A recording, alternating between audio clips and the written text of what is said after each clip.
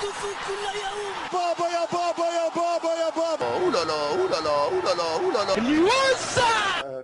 نعم، كنا استعدينا للركلات الترجيحية مع فريق فلامينغ. But these guys I have to. Jose Mourinho. I have to. Okay, I'm sorry. Boss.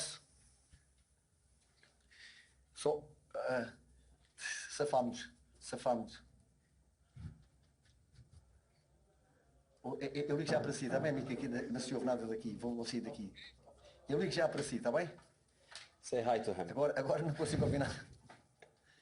I'm sorry, but these guys, I have to.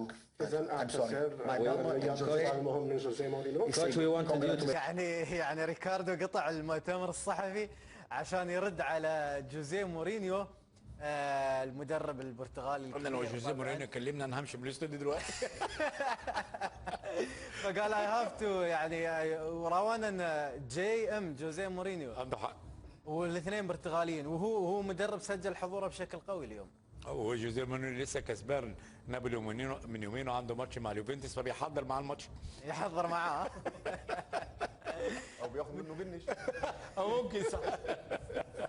مدرب اليوم سجل. اعمل ريكفري سريع جدا للوصول للفاينل، زي ما بيراميدز كان قوي انا كنت قوي استحقيت الوصول للفاينل.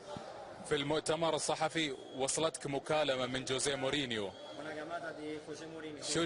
شو اللي دار في هذه المكالمة؟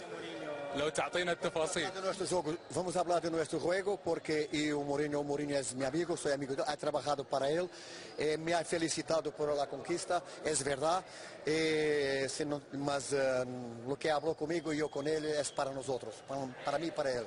مكالمتي دايما مع مورينيو، احنا ومورينيو اصدقاء، بنتكلم دايما على المباريات، هناني طبعا على الوصول للفاينل، واول لما اوصل على طول هتكلم مورينيو بالنسبه للمباراه القادمه، لكن احنا دايما بنتقابل دايما اصحاب.